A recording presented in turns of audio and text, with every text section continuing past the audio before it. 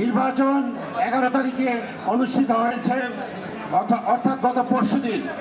নির্বাচন শেষে আমরা নির্বাচন কমিশনের পক্ষ থেকে আমরা বুথ গণনার কাজ আপনাদের সহযোগিতা নিয়ে চালিয়ে গিয়েছি। আমরা এর মধ্যে আমাদের বিশ্ববিদ্যালয়ের একজন শ্রদ্ধেয় সহকর্মী জান্নাতুল ফেরদৌস সহকারী অধ্যাপক এই ম্যাডাম আমাদের ছেড়ে পরপারে চলে গিয়েছেন। সে উপলক্ষে আমরা 1 মিনিট এই ম্যাডাম নির্বাচনের কাজে আমাদের সাথে সংযুক্ত ছিলেন। তিনি পুলিং অফিসার হিসেবে দায়িত্ব পালন করেছেন।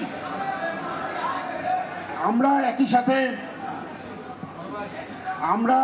আজকে ম্যাডাম আমাদের ছেড়ে চলে গিয়েছেন।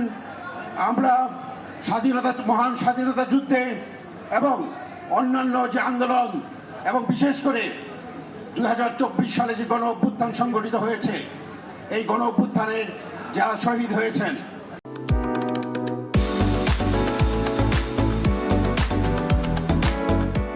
এবং আমাদের শ্রদ্ধেয় ম্যাডাম যিনি আমাদের ছেড়ে পরপারে চলে গিয়েছেন, সকলের বিদেহী আত্মার মাগফিরাত কামনা এবং একই সাথে আমরা আজকে তাদেরকে শ্রদ্ধা করে স্মরণ করতে চাই। সেই স্মরণের অংশ হিসেবে আমরা 1 মিনিট নীরবতা পালন করছি। এই মুহূর্তে আমি সকলকে সহযোগিতা করার জন্য অনুরোধ করছি।